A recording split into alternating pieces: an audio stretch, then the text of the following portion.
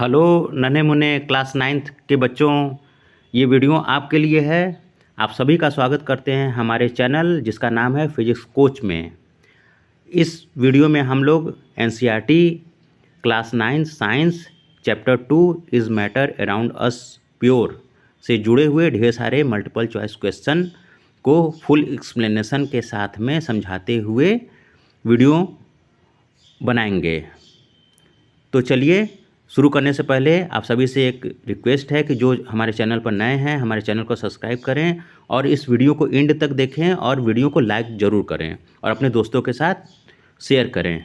तो चलिए हम लोग वीडियो में आगे बढ़ते हैं। पहला क्वेश्चन आपको स्क्रीन पर दिखाई दे रहा होगा। पहला क्वेश्चन क्या है? Is the following A homogeneous mixture? Which of the following is a? निम्न में से कौन होमोजीनियस मिक्सचर है?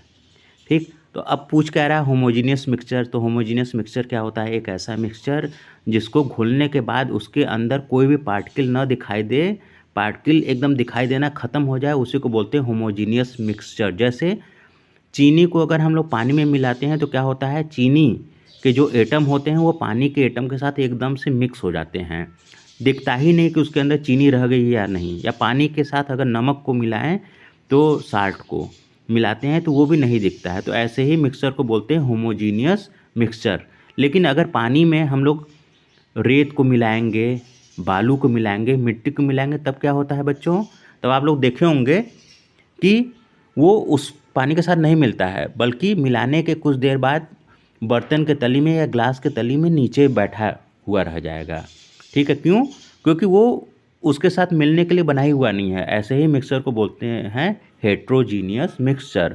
तो जो क्वेश्चन में पूछा है विच of following is a homogeneous mixture, तो इसके साथ ऑप्शन है वो होमोजीनियस मिक्सचर के बारे में जानना चाह रहे हैं। तो ऑप्शन हम लोग पढ़ लेते हैं।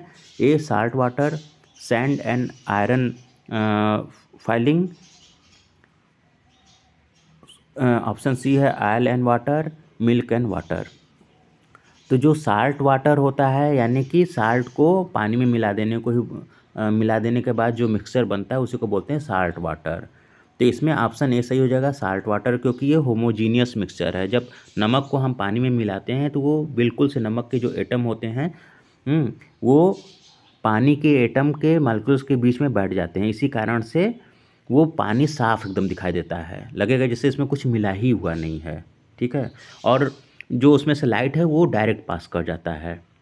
तो उसको बोलते हैं साल्ट वाटर। ये होमोजीनियस मिक्सचर का उदाहरण होता है। नमक का फार्मूला क्या होता है? जो कॉमन साल्ट हम लोग खाते हैं NaCl, सोडियम क्लोराइड, इसी को बोलते हैं नमक। ठीक है, नेक्स्ट ऑप्शन इसमें क्या है उसको भी पढ़ लेते हैं और डिस्कशन कर लेते हैं। साइंस जो है डिस्कशन की चीज़ होती है। साइंस को जितना हम लोग तर्क के आधार पर डिटेल में जानेंगे उतना ही अच्छा रहता है और जीवन भर के लिए हम लोग को याद हो जाता है। ऐसे ही मज़ेदार वीडियो क्लास 9 के आपके हमारे चैनल पर अपलोडेड हैं, आप उनको देख सकते हैं।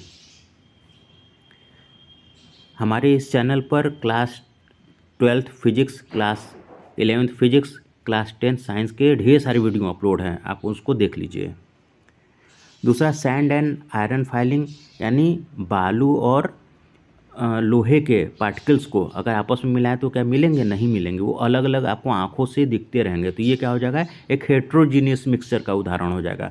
ऑयल एंड वाटर, पानी को तेल के साथ में ऑयल के साथ मिक्स करते हैं तो वो मिक्स हो जाता है? नहीं होता है। तो ये भी क्या हो जाता है? हेट्रोजीनियस मिक्सचर का एक एग्जाम्पल है। मिल्क एंड वाटर, दूध और पानी को मिलाते हैं तो भी ये क्या होता है? हेट्रोजीनियस होता है, क्योंकि दूध पानी में आपको मिला हुआ ज़रूर दिखेगा। ठीक है, लेकिन जो दूध के पार्टिकल होते हैं, यानी दूध में क्या क्या पार्टिकल हो सकता है? केसीन होता है। दूध में जो पीले रंग हम गरमाते हैं, गरमाने के बाद उसकी मलाई बन जाती है। कहीं कहीं पर उसको छाला भी बोला जाता है। तो मलाई का रंग देखिएगा क्या होता है? पीले रंग का होता है। तो पीला रंग क्यों आता है? केसीन के कारण आता है। तो ये जो केसीन होता है प्रोटीन होता है, वो दूध में होता है, वो पानी में नहीं मिलता है, मिक्स नहीं होता है, वो अलग अलग दिखाई देता है। मलाई जम जाता है, वो फैट होता है। तो ये क्या होता है? ये भी दूध के पानी में नहीं मिलता है। तो दूध और पानी आपस में हमको भले दिखेगा आँखों से, लेकिन मॉलिक्यूलर स्टेट पर वो मिला हुआ नहीं होता है। तो सैंड एंड आयरन फाइलिंग और oil and water milk and water, ये तीनों क्या हो गए, एग्जाम्पल हो गए हेट्रोजीनियस मिक्सचर के। सिर्फ साल्ट वाटर ही होमोजीनियस मिक्सचर का बेस्ट एग्जाम्पल है बच्चों, बच्चे और बच्चियों दोनों। हम ऐसा क्यों बोले बच्चे और बच्चियों, क्योंकि हमारे एक वीडियो ने कुछ बच्चियों ने कमेंट्स किया था कि सर आप बार बार बच्चों बोलते हैं, जबकि आपकी वीडियो को बच्चियां भी बहुत ही चाव से, बहुत ही अच्छे से लाइक करके देखती हैं। तो क्या आप हम लोग को नहीं पढ़ाते हैं, इसलिए हम लोग का नाम भी लिया कीजिए। इसलिए बच्चों हम बच्चियां भी बोल रहे हैं। The process of separating A mixture of liquid with different boiling point is called, अलग अलग बॉइलिंग पॉइंट पर रख करके किसी मिक्सचर को सेपरेट करने की प्रक्रिया को क्या कहते हैं, वह प्रक्रिया जिसमें अलग अलग बॉइलिंग पॉइंट के द्वारा मिक्सचर को सेपरेट किया जाता है, अलग अलग किया जाता है, पृथक्करण किया जाता है। सेपरेशन का मतलब पृथक्करण हिंदी में होता है, किया जाता है, उसको क्या बोलते हैं। तो ए है फिल्ट्रेशन, बी है इवेपोरेशन, सी है डिस्टिलेशन, डी है कंडेंसेशन। कंडेंसेशन का मतलब क्या होता है, जैसे बर्फ़ पानी को बर्फ़ में कन्वर्ट करना है या वेपर को पानी में कन्वर्ट करना है, तो उसे कंडेंसेशन प्रक्रिया द्वारा किया जाता है। फिल्ट्रेशन क्या होता है, किसी चीज़ को फ़िल्टर करना होता है। जैसे पानी में अगर बालू मिला दें तो उसको, पानी को हम लोग फ़िल्टर कर लें, पानी को ऊपर से छान लें तो नीचे क्या है, सिर्फ बालू मिल जाएगा, तो इसको बोलेंगे फिल्ट्रेशन। इवेपोरेशन क्या होता है, इवेपोरेशन हर टेम्परेचर पर होने वाली एक वाष्पीकरण या वेपराइजेशन की प्रक्रिया होती है। इसी इवेपोरेशन के कारण ही जब कपड़े धोए जाते हैं, उसको डारा पर डाल दिया जाता है सूखने के लिए, तो वो सूख जाता है इवेपोरेशन के कारण। अब है डिस्टिलेशन। डिस्टिलेशन ही एक ऐसा प्रोसेस है जो डिफरेंट बॉइलिंग पॉइंट पर किया जाता है, तो इसमें ऑप्शन सी सही हो जाएगा, डिस्टिलेशन। ठीक है बच्चों, नेक्स्ट क्वेश्चन हम लोग इस वीडियो का आगे बढ़ाते हैं और नेक्स्ट क्वेश्चन को पढ़ते हैं। आंसर आपको दिया गया है, लेकिन आंसर पर जाने की ज़रूरत नहीं है, हमको क्वेश्चन और एक्सप्लेनेशन दोनों देना है, तो हम एक्सप्लेन करेंगे। एक्सप्लेन करने से आपको आंसर एकदम क्लियर हो जाएगा।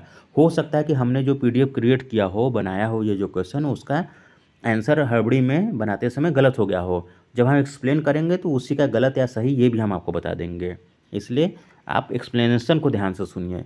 विच of following is a pure substance, निम्न में कौन सा प्योर सबस्टेंस है, यानी प्योर अवस्था में रहता है। प्योर का मतलब क्या होता है, एक ऐसा चीज़ जिसमें उसी के सिर्फ मॉलिक्यूल्स हों या उसी के सिर्फ एटम हो, वो प्योर माना जाता है। मान लीजिए कोई वस्तु है, कोई ऑब्जेक्ट है, उसमें अलग अलग एलिमेंट्स के एटम अगर मिले रहेंगे तो उसको हम लोग प्योर नहीं मानेंगे। कोई चीज़ प्योर तब होती है एटॉमिक लेवल पर जब उस वस्तु में उसी का एटम या मॉलिक्यूल्स हो, मौजूद हो, उसी को हम लोग बोलते हैं प्योर। तो एयर क्या होता है, हवा। हवा में carbon dioxide, nitrogen, sulphur, oxygen, ozone, vapour, carbon dioxide, ये सब मिले हुए होते हैं, इस कारण से यह प्योर नहीं होता है। शुगर सॉल्यूशन, शुगर में क्या होता है, सल्फर कंटेंट रहता है। शुगर के ग्लूकोज के पार्टिकल, पानी में भी इम्प्योरिटी होती है, तो जो शुगर सॉल्यूशन होगा वो भी प्योर नहीं होगा। साल्ट सॉल्यूशन, साल्ट सॉल्यूशन भी प्योर नहीं होता क्योंकि उसमें आयोडीन होता है, मिला होता है, आप लोग जानते हैं। ठीक है। गोल्ड, गोल्ड हमेशा प्योर कंडीशन में ही पाया जाता है। जो सोना होता है, गोल्ड, ये प्राकृतिक रूप से प्योर ही पाया जाता है। ठीक है, ये प्योर सब्सटेंस होता है। अब इसमें हम इंसान अपने गहने जब बनाने जाते हैं, गहना बनाते हैं, तब उसमें हम कुछ इम्प्योरिटी मिला करके उसकी हार्डनेस को बढ़ाते हैं, ताकि गहना जब बने तो वो जल्दी से घिसे ना। हार्डनेस अगर नहीं बनाएंगे, प्योर फॉर्म में गोल्ड पहन लेंगे ना, तो बहुत जल्दी घिस जाएगा। 24 उसको कैरेट में मेज़र करते हैं, इसकी शुद्धता को, गोल्ड की। 24 कैरेट का मतलब है एकदम शुद्ध होगा। फिर उसके बाद आता है 22 कैरेट, फिर आता है 18 कैरेट, फिर आता है 14 कैरेट। 22 कैरेट का मतलब है कि 90% शुद्ध होगा। 18% का है 75% शुद्ध होगा। 14% का है कि मतलब ये 55% शुद्ध होगा। ठीक है। अमेरिका में 14 कैरेट का गोल्ड पहना जाता है। इंडिया में जो सुनार लोग होते हैं, लोहार होते हैं, वो भले बोलते हैं 24 कैरेट एकदम शुद्ध है, प्योर है सोना, ऐसा नहीं है, प्योर नहीं रहता है। वो 22 कैरेट या 18 कैरेट का सब दे करके चूना लगाते हैं हम लोगों को। तो अगर आपकी मम्मी किसी दुकान से या सोनार से, साहूकार से या दुकान पर जब जाती हैं सोने का गहना लेने, तो उनसे कह दीजिएगा कि 24 कैरेट का, वो बोलेगा कि आपका सोना एकदम शुद्ध है, तो 24 का नहीं होता है, वो 18 कैरेट का ही सब देते हैं। और 24 का कैरेट का दाम ले लेते हैं तो एकदम शुद्ध नहीं होता है, वो सब बेवकूफ़ बनाते हैं, उसमें उतना इम्प्योरिटी मिला देते हैं। तो ये इम्प्योरिटी जो मिलाई जाती है मानवों के द्वारा यानी आर्टिफिशियली मिलाया जाता है, जबकि सोना प्राकृतिक रूप से नेचुरली शुद्ध होता है। ठीक है, तो अब कैरेट के बारे में भी आप जान गए और प्योरिटी आप गोल्ड के बारे में भी जान गए। दुबई में, नेपाल में जो सोना मिलता है वो 24 कैरेट का मिलता है। जो शुद्ध सोना होगा बहुत ही जल्दी घिस जाएगा, इसलिए उसका गहना नहीं पहना जाता है या उसके बर्तन नहीं बनाए जाते हैं। जो सोने का बर्तन होता है वो 14 कैरेट का होता है, और जो गहना हम लोग घरों में पहनते हैं, आपकी मम्मी पापा भैया दीदियाँ शादियों में जो पहने जाते हैं वो 18 या 22 कैरेट का होता है। ज़्यादातर 18 का होता है, उसको भी सोनार लोग झूठ बोलते हैं कि वो 22 कैरेट का है। ठीक है, और गोल्ड का फॉर्मेशन कैसे हुआ था? जब बिग बैंग जिसके कारण यूनिवर्स बना है उसी समय सोने का फॉर्मेशन हुआ था, बिग बैंग के समय ही। वही छिटक करके धरती और दूसरे ग्रहों पर दिखाई देता है। ठीक है, तो बहुत ही यूज़फुल नॉलेज आपको दे दिए। इसमें ऑप्शन क्या हो जाएगा? प्योर सब्सटेंस में गोल्ड, GOLD, और इसका सिंबल क्या होता है? AU। ठीक है, AU से इसको हम लोग सिंबॉलिक फॉर्म में दिखाते हैं हर चीज़ का। जैसे सोडियम का सिंबल होता है Na, क्लोरीन का सिंबल होता है Cl, ऑक्सीजन का सिंबल होता है O, सल्फ़र का सिंबल होता है S। ठीक है, नाइट्रोजन का सिंबल होता है N, ये तो आप लोग जान ही होंगे। हाइड्रोजन का सिंबल होता है H, हीलियम का सिंबल होता है He। ठीक है, सिल्वर का सिंबल होता है Ag। ठीक, इसी तरह हर चीज़ का, हर एलिमेंट का एक सिंबल बनाया गया है, जो आपके क्लास 9th में या क्लास 10th में आपको पीरियोडिक टेबल बताते समय पढ़ाया भी जाएगा क्लास 10th में। नेक्स्ट क्वेश्चन आपको स्क्रीन पर दिखाई दे रहा होगा। The process of conversion of A solid directly into gas without passing through a liquid state is called, यानी कि वह प्रक्रिया जिसके द्वारा किसी सॉलिड को डायरेक्ट गैस में बिना लिक्विड स्टेट में बदले गैस में बदल दिया जाए उसको क्या बोला जाता है? तो आपको पहले चैप्टर में बताया गया होगा कि ऐसे प्रक्रिया को बोलते हैं सब्लिमेशन, ऊर्ध्वपातन। ठीक है, ऐसे प्रक्रिया को बोलते हैं सब्लिमेशन यानी ऊर्ध्वपातन। आंसर देखिए, सब्लिमेशन लिखा हुआ है। तो ऑप्शन ए है मेल्टिंग, दूसरा है इवेपोरेशन, तीसरा है सब्लिमेशन। तो मेल्टिंग, इवेपोरेशन, सब्लिमेशन नहीं होगा, सब्लिमेशन होगा, कंडेंसेशन नहीं होगा। मेल्टिंग क्या होता है? किसी सॉलिड को लिक्विड स्टेट में बदलने के लिए जिस प्रक्रिया को प्रयोग किया जाता है उसे मेल्टिंग। जैसे आप लोगों ने सुना होगा कि लोहे को मेल्ट कर देना है, दो बर्तन को मेल्ट करके ज्वाइंट किया जाता है। ठीक है, तो मेल्टिंग वो प्रोसेस होगा। इवेपोरेशन क्या हो गया? इवेपोरेशन किसी भी टेम्परेचर पर होने वाले वेपराइजेशन प्रक्रिया को ही इवेपोरेशन कहते हैं। सब्लिमेशन, ऊर्ध्वपातन, जो कि इस क्वेश्चन का आंसर है। कंडेंसेशन क्या होता है? किसी चीज़ को गैस स्टेट से लिक्विड स्टेट में या लिक्विड से सॉलिड स्टेट में बदलने को कंडेंसेशन कहते हैं। नेक्स्ट क्वेश्चन आपके स्क्रीन पर दिखाई दे रहा होगा। प्यारे छोटे नन्हे मुन्ने बच्चे और बच्चियों, the solution that can not dissolve any more solute at a given temperature is said to be. A solution that can not dissolve any more solute to be, यानी कि कोई सोल्यूशन अगर हम बना रहे हैं, जैसे मान लीजिए चीनी को पानी में घोल रहे हैं, तो एक ऐसा स्टेट आता है जब चीनी और भी डालते तो और नहीं घुलता है, और ज़्यादा उसको घोलने के लिए उसका टेम्परेचर थोड़ा सा बढ़ा दीजिए तो देखिए फिर और चीनी ऐड हो जाएगा उसमें। लेकिन फिर भी इस प्रक्रिया को बार बार करते रहेंगे तो एक समय ऐसा आएगा कि उसमें और चीनी घोलने का कोशिश करेंगे, नहीं घुलेगा। इसी तरह नमक का सोल्यूशन यानी साल्ट का भी सोल्यूशन बनाएंगे पानी में ना, तो उसको भी एक बार घोल देंगे, दो बार घोलेंगे, तीन बार उसमें डालेंगे, तीसरा चम्मच, चौथा चम्मच, पाँचवा चम्मच डालेंगे तो घुलता जाएगा। लेकिन छठवां, सातवां, आठवां यानी एक लिमिट के बाद वो नहीं घुलता है। ठीक है, तो इसी प्रक्रिया के बारे में बोला जा रहा है कि जब वो नहीं घुलता है उसको क्या बोलते हैं? तो ऐसे चीज़ को बोलते हैं सैचुरेटेड, यानी सैचुरेट कर गया है, उसका पेट भर गया है, अब उससे ज़्यादा उसमें नहीं होगा। जैसे एग्जाम्पल के तौर पर आप समझिए कि जब आप खाना खाते हैं, ठीक है, तो आपका जब पेट भर जाता है तो क्या पेट भरने के बाद भी आप खाना खाते रहते हैं? नहीं खा पाते हैं। तो लोग क्या बोलते हैं? सैचुरेट कर गए यार तुम तो। तो यही सैचुरेशन प्रोसेस वहाँ पर भी होता है। एक लिमिट के बाद हम ज़्यादा खाना नहीं खा पाएंगे, क्योंकि हमारे पेट का एक कंडीशन है कि वो जब भर जाएगा तो उससे ज़्यादा हम खाना नहीं खा पाएंगे। उसी तरह पानी के एटम के बीच के दूरी के बीच में ही वो चीनी के पार्टिकल या नमक के मालिक्यूल्स जाकर के बैठते हैं। जब वो पूरा फिल हो जाता है तो उसके बाद वो और ज़्यादा फिल नहीं होता है। इसी प्रक्रिया को बोलते हैं सैचुरेशन। ठीक है, सेचुरेशन ऑफ मिक्सचर। तो इसमें ऑप्शन बी से हो जाएगा सेचुरेटेड। ठीक है, सुपर सेचुरेटेड का मतलब समझते हैं, सेचुरेटेड के बाद आता है स्टेट सुपर सेचुरेटेड। जब कोई चीज़ सेचुरेट कर जाता है ना, तो फिर उसमें आप टेम्परेचर दे दीजिए, उसको गर्मा दीजिए, तो फिर उसके बाद उसमें कुछ और भी पार्टिकल ऐड कर सकते हैं, लेकिन सुपर सैचुरेटेड होने के बाद उसमें आप कभी भी जीवन में नहीं कर सकते हैं। ठीक है, नेक्स्ट क्वेश्चन। आपको हम जिस तरीके से समझा रहे हैं उस तरह से आपको समझ में भी आ रहा होगा, मज़ा भी आ रहा होगा। तो वीडियो को पूरा एंड तक देखिए, जितना आप एंड तक देखेंगे आपका नॉलेज उतना ही ज़्यादा इन्हांस करेगा।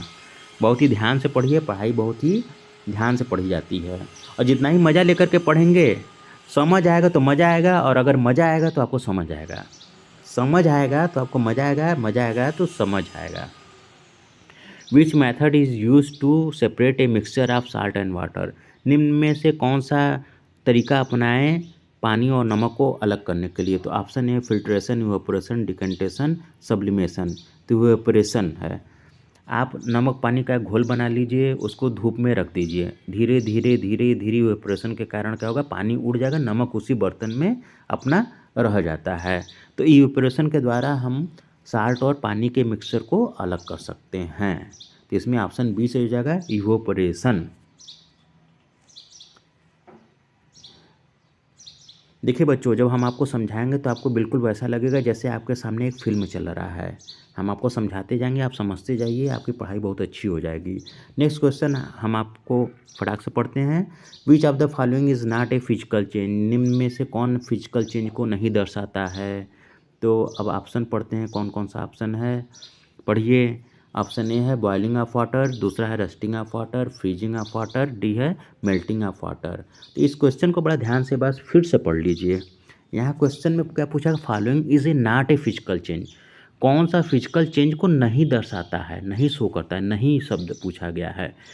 तो इसमें देखिए boiling of water, boiling of water क्या होता है,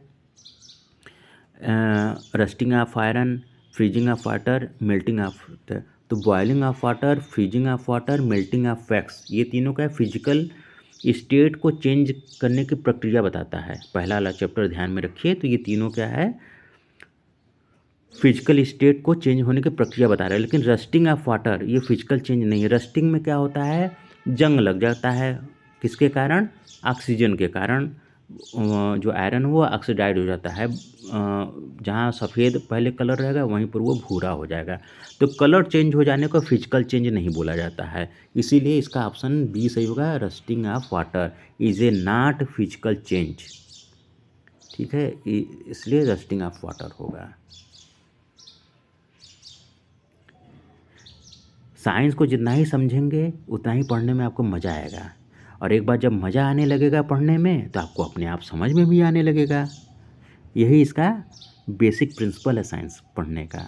मज़े से पढ़िए, मज़े से पढ़ेंगे तो मज़ा आएगा। The smallest particle of an element that retain all the properties of that element is called. किसी तत्व का वह स्मॉलेस्ट पार्टिकल बताइए जो कि उसके सारे गुणों के बारे में बताता है। वो क्या होता है, वो एटम होता है। ठीक है, वो क्या होता है, वो एटम होता है। सोने का एटम सोने के सारे प्रॉपर्टी को बताता है, चांदी का एटम चांदी के सारे प्रॉपर्टी को बताएगा, लोहे का, कॉपर का, ऑक्सीजन का जो एटम होगा ऑक्सीजन के सारे प्रॉपर्टी को बताता है। तो वो स्मॉलेस्ट एलिमेंट एटम ही होगा जो कि उस एटम के लार्ज क्वांटिटी के सारे प्रॉपर्टीज़ को रिप्रेजेंट करता है, बताता है। तो इसमें ऑप्शन ए सही हो जाएगा, एटम। मॉलिक्यूल्स नहीं होगा, कंपाउंड नहीं होगा, आयन नहीं होगा। किसी चीज़ का जो आयन होता है ना, जब आयन फॉर्म में आ जाता है तो वो उस एटम का प्रॉपर्टी चेंज कर जाता है। क्योंकि आयन कैसे बनता है, देखिए मान लीजिए सपोज दैट एटम है ना, इससे एक इलेक्ट्रॉन बाहर निकल जाएगा, बाहर निकल जाएगा ना एक इलेक्ट्रॉन, तो ये क्या हो जाएगा, पॉजिटिव आयन बन जाएगा। ठीक है, पॉजिटिव। और एक इलेक्ट्रॉन अगर इसमें ऐड हो गया तो वो निगेटिव आयन बन जाएगा। तो आयन जो होता है ना उसकी प्रॉपर्टी चेंज होती है, अपने एटम या मालिक्यूल्स या पेरेंट एटम मालिक्यूल से उसकी प्रॉपर्टी चेंज होती है। कंपाउंड क्या होता है, अलग अलग मालिक्यूल्स से मिल करके कोई कंपाउंड बनता है। ठीक है, जैसे NaCl एक कंपाउंड है। वहाँ सोडियम के भी एटम है और क्लोरीन का भी, तो कंपाउंड हो गया। ठीक है, मालिक्यूल्स क्या होता है, एक एक ही तत्व का कई एटम मिल जाए तो मालिक्यूल्स होता है। जैसे ऑक्सीजन का मालिक्यूल्स क्या हो जाएगा O2, सल्फर का मालिक्यूल्स हो जाएगा H2, वाटर का मालिक्यूल्स क्या होता है H2O। तो उसकी जो प्रॉपर्टी होती है H2O का, वो हाइड्रोजन से अलग होता है और ऑक्सीजन से भी अलग होता है। आप जानते हैं कि हाइड्रोजन रूम टेम्परेचर पर एक गैस है और ऑक्सीजन रूम टेम्परेचर पर एक गैस है, लेकिन जब ये दोनों आपस में मिल जाते हैं H2O बन जाते हैं तो रूम टेम्परेचर पर ये क्या पानी बना लेते हैं, तो इसकी जो फिजिकल प्रॉपर्टी वो चेंज होती है। इस कारण से मॉलिक्यूल्स भी आंसर नहीं होगा, आंसर होगा सिर्फ और सिर्फ एटम। नेक्स्ट क्वेश्चन, आपको पढ़ाने में भी बहुत मज़ा आ रहा है, आप लोग का जो सिलेबस है बहुत ही मज़ेदार है। Which of the following is an example of heterogeneous mixture. ऊपर पहला क्वेश्चन में आपको होमोजीनियस बताए थे, इस क्वेश्चन में अब आपको हेट्रोजीनियस बताना है। तो हमने होमोजीनियस हेट्रोजीनियस तो ऊपर ही समझा ही दिया है, अगर आपके दिमाग में है तो आप खुद इसका आंसर बताइए। आंसर क्या है? साल्ट वाटर, बी है एयर, सी है ग्रेनाइट, डी है लुमिनेट। तो इसमें ऑप्शन हेट्रोजीनियस मिक्सचर का क्या हो जाएगा? ग्रेनाइट। ग्रेनाइट क्या होता है? आप लोग अपने घर में देखिए, किचन में जो पत्थर लगा रहता है जिस पर कि खाना वाना बनाया जाता है, जिसको कभी कभी आप लोग गलती से मार्बल बोल देते हैं, लेकिन मार्बल और ग्रेनाइट दोनों अलग अलग होता है। घरों में भी ग्रेनाइट यूज किया जाता है। ग्रेनाइट ज़्यादातर काले रंग का होता है, ऐसा माना जाता है, हालांकि होता नहीं है, वो अलग अलग कलर में आता है, लेकिन ज़्यादातर हम लोग मान लेते हैं कि ग्रेनाइट का जो कलर है वो काला ही है। तो ग्रेनाइट और मार्बल अलग होता है। कैसे अलग होता है ये भी हम आपको बता दे रहे हैं। रॉक जो होता है, यानी जो पत्थर होता है, वो तीन तरह के होते हैं। सेडिमेंट्री रॉक होता है, एक होता है मेटामॉर्फिक होता है, एक होता है इग्नियस रॉक होता है। तो जो सेडिमेंट्री जो इग्नियस रॉक होता है वो ज्वालामुखी से निकले हुए मलबे लावा के जमने के बाद बनता है, तो ये बहुत ही मजबूत होता है, इसको तोड़ने से भी टूटता नहीं है। तो जो ग्रेनाइट होता है इसी तरह का पत्थर होता है। फिर एक होता है मेटामॉर्फिक होता है। मेटामॉर्फिक या रूपांतरित या कायांतरिक पत्थर बोलते हैं। तो ये कैसे बनता है? अर्थ के अंदर हाई प्रेशर और टेम्परेचर पर जो ग्रेनाइट है और सेडिमेंट्री रॉक्स है ना, वो चेंज हो जाता है, वही आपका बन जाता है मेटामॉर्फिक रॉक बन जाता है। सेडिमेंट्री कैसे बनता है? ग्रेनाइट टूटते टूटते, मेटामॉर्फिक टूटते टूटते किसी समुद्र पानी में डिपॉजिट हो जाता है और एक पत्थर के फॉर्म ले लेता है, उसी को बोलते हैं सेडिमेंट्री रॉक। जैसे मिर्ज़ापुर का जो जोन है ना, ये पहले यहाँ पर बहुत ही विशाल समुद्र हुआ करता था। ये जो मिर्ज़ापुर वाराणसी एरिया से सटा हुआ है जोन है ना, यहाँ बहुत पहले विशाल समुद्र हुआ करता था। तो यहाँ पर सेडिमेंट्री रॉक मिलता है। ठीक, सेडिमेंट्री रॉक जो होता है जमता है पानी के अंदर ही है। तो ये ग्रेनाइट क्या होता है? ये मिक्सचर होता है अलग अलग, क्योंकि धरती के अंदर जो लावा निकला है वो अलग अलग चीज़ों के पिघलने के कारण से बना रहता है, अलग अलग पदार्थों के पिघलने के कारण, अलग अलग मैटर्स के। तो इसमें ऑप्शन सी हो जाएगा, ग्रेनाइट हेट्रोजीनस मिक्सचर है। ऐसे भी ग्रेनाइट को आप तोड़ के देखिए तो आपको साफ साफ दिख जाएगा कि वो हेट्रोजीनस है। ठीक है, तो ग्रेनाइट बहुत हार्ड होता है। मार्बल और ग्रेनाइट में अंतर क्या है? मार्बल जो होता है मेटामॉर्फिक रॉक है, ग्रेनाइट क्या है? इग्नियस रॉक है, आग्नेय शैल बोलते हैं इग्नियस को, आग्नेय शैल। नेक्स्ट क्वेश्चन आपके वीडियो में दिखाई दे रहा होगा आपके स्क्रीन पर। Which of following method can be use to separate the component of a mixture of salt and water. निम्न में से कौन सा मेथड यूज़ करेंगे साल्ट और वाटर को सेपरेट करने के लिए? तो आपको पता होगा ये ऑपरेशन, साल्ट और पानी या चीनी और नमक के मिश्रण को बना करके धूप में रख दीजिए, पानी उड़ जाएगा भाप बन करके, वाष्प भी उसी को बोला जाता है, और नमक या चीनी अपने तली पर बर्तन में बैठा रह जाएगा सूख करके। तो इसको बोलते हैं इवेपोरेशन प्रक्रिया, इवेपोरेशन। ठीक है, सुन लीजिए। नेक्स्ट क्वेश्चन आपके स्क्रीन पर दिखाई दे रहा होगा। विच of following statement about solution is true. निम्नलिखित में से कौन सा तथ्य सोल्यूशन के या विलयन के बारे में सत्य है? सोल्यूशन को हिंदी में विलयन बोला जाता है। किसी हिंदी भाषी या हिंदी मीडियम के बच्चे से बात करेंगे ना तो सोल्यूशन नहीं समझेगा, वो विलयन ज़्यादा अच्छे से समझेगा। लेकिन चूँकि मेरा जो वीडियो है वो NCERT बेस्ड है, तो इसमें CBSE और ICSE के बच्चों के लिए हमने ये वीडियो बनाया हुआ है, तो ज़्यादातर वही, हालांकि हिंदी मीडियम के बच्चे देखेंगे तो उनको भी समझ में आएगा, लेकिन ये CBSE बोर्ड और एनसीईआरटी बुक पर आधारित है। आगे बढ़ने से पहले आप सभी से रिक्वेस्ट फिर से हम कर देते हैं कि हमारे चैनल को सब्सक्राइब कीजिए अगर आप इस चैनल पर नए हैं, और अपने दोस्तों, अपने क्लास के सारे बच्चों के साथ, अपने कोचिंग के सारे बच्चों के साथ इसको शेयर कर दीजिए, ताकि ज़्यादा से ज़्यादा लोग ये वीडियो देख करके नॉलेज गेन कर सकें, और जब एग्ज़ाम आएगा तो इस नॉलेज का उनको फ़ायदा एग्ज़ाम में मिलेगा। ठीक है बच्चों, हमेशा जो अच्छी चीज़ें हैं वो एक दूसरे के साथ बांटनी चाहिए। अच्छी चीज़ें बांटने से बढ़ती है, ठीक है, बुरी चीज़ें नहीं बांटनी चाहिए, अच्छी चीज़ें बांटनी चाहिए दूसरों के साथ। तो अपने दोस्तों के साथ इसको शेयर ज़रूर करें। Which of following statement about solution is true? तो ऑप्शन ए है solution are always homogeneous mixture. Solution हमेशा एक होमोजीनस मिक्सचर होता है। Solution can be separate into their components of filtration. The solute is present in large quantity that the solvent in solution. यानी कि किसी चीज़ का solute उसके सॉल्वेंट से ज़्यादा क्वांटिटी में होता है तो ये गलत बात है। जो सॉल्वेंट होता है वो ज़्यादा क्वांटिटी में होता है, सॉल्यूट कम होता है। सॉल्वेंट क्या है? जैसे NaCl, नमक का पानी का घोल, तो उसमें पानी क्या हो गया? सॉल्वेंट हो जाएगा। जो किसी चीज़ को घोल देने की ताकत रखता है वो क्या होगा? सॉल्वेंट हो जाएगा। और सॉल्यूट क्या हो जाएगा? नमक सॉल्यूट है, जो घुलता है वो सॉल्यूट है। ठीक है, लेमोनेड में सॉल्यूट क्या हो जाएगा? चीनी, और सॉल्वेंट क्या हो जाएगा? पानी। ठीक है, ये हमेशा याद रखिएगा। Solution can not be form with gas. Solution gas के साथ नहीं बनाया जा सकता है, बिल्कुल बनाया जा सकता है। घरों में आप लोग फोम का प्रयोग करते होंगे, देखे होंगे ना। जो फोम होता है वो क्या होता है? एक तरह का सोल्यूशन ही होता है जो एयर के साथ बनाया जाता है। पॉलीयूरेथेन को पिघला करके या पॉलीथीन को पिघला करके एयर के साथ जो सोल्यूशन बनाते हैं उसी को बोलते हैं फोम। तो ये क्या होता है? सोल्यूशन गैस के साथ बनाया जाता है। एयरोसॉल भी सोल्यूशन है गैस का ही। उसमें जो सॉलिड पार्टिकल होता है जब गैस में मिला दिया जाता है, सॉलिड पार्टिकल जब गैस में मिला दिया जाता है तो वो क्या हो जाता है? एक गैसियस सोल्यूशन बन जाता है। जैसे कार्बन को जला करके उसको एकदम पीस लीजिए, पीस लीजिए पाउडर की तरह, फिर उसको हवा में उड़ा दीजिए तो क्या होता है? हवा में वो मिक्स हो जाता है। तो ये एक तरह का एरोसॉल सोल्यूशन बन जाता है। ठीक है, तो गैस का भी सोल्यूशन बनाया जा सकता है। तो इसमें सबसे जो सही आंसर वो क्या है? ऑप्शन ए है, solution are always homogeneous mixture. Solution जो होता है वो हमेशा एक होमोजीनस मिक्सचर ही होता है। ठीक है, हेटेरोजीनस सोल्यूशन जो होता है वो कोई सोल्यूशन नहीं होता है, वो खरमंडले होता है। नेक्स्ट क्वेश्चन आपके स्क्रीन पर दिखाई दे रहा होगा। विच of following is chemical change? निम्न में से कौन केमिकल चेंज या रासायनिक परिवर्तन को दर्शाता है?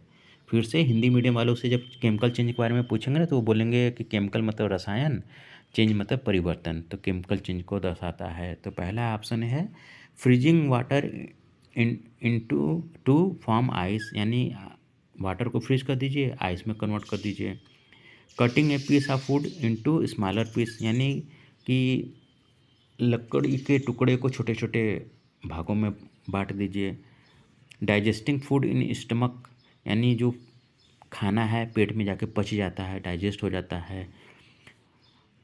ऑप्शन डी है melting chocolate to form a liquid. Chocolate बाजार से खरीद के लाइए, उसको धूप में छोड़ दीजिए या उसको थोड़ा सा बर्तन में रख करके गर्मी दे दीजिए तो वो मेल्ट कर जाता है। तो ये कौन सा है जो केमिकल चेंज दिखाता है? तो केमिकल चेंज ABC नहीं है। ऑप्शन ए जो freezing water to form ice, या cutting a wood piece into smaller piece, melting chocolate to the, ये सब क्या है? ये इसके फिजिकल प्रॉपर्टी है, फिजिकल चेंज दिखा रहा है। ठीक है, सिर्फ डाइजेशन फूड इन स्टमक ही केमिकल चेंज है। कैसे? जब हम खाना खाते हैं ना वो पेट में जाता है, पेट में जब जाता है ना तो वो अपने पार्ट्स में, केमिकल पार्ट्स में ब्रेक हो जाता है। जैसे चीनी अगर हम का पानी पी लेते हैं तो पेट में जब जाके वो क्या है? ग्लूकोज के फॉर्म में बदल जाता है, ग्लूकोज में कन्वर्ट हो जाता है। खाना हम लोग चावल दाल रोटी सब्जी जाते हैं तो वो क्या होता है? फैट, कार्बोहाइड्रेट, मिनरल्स, इन के पार्ट्स में वो ब्रेक हो जाता है। तो ये क्या होता है? केमिकल चेंज हो जाता है। ठीक है, तो इसमें ऑप्शन सी सही रहेगा, डाइजेस्टिंग फूड इन स्टमक, पेट में खाने का पचना, डाइजेशन होना। नेक्स्ट क्वेश्चन आपके स्क्रीन पर आ रहा होगा, 13 है। वीडियो बहुत ही अच्छा बना हुआ है, आप सभी से निवेदन है कि वीडियो को हमेशा लास्ट तक देखिए और पूरा एक्सप्लेनेशन सुनिए। इसको भगा भगा के मत देखिए, क्योंकि भगा भगा के जब सुनेंगे तो आपको मज़ा नहीं आएगा। मज़ा जब नहीं आएगा तो आपको समझ में भी नहीं आएगा। लेकिन एक बार अगर आपको समझ में आने लगा ना तो आपको मज़ा भी आएगा, और जब मज़ा आ जाएगा तो फिर समझ में आने लगेगा।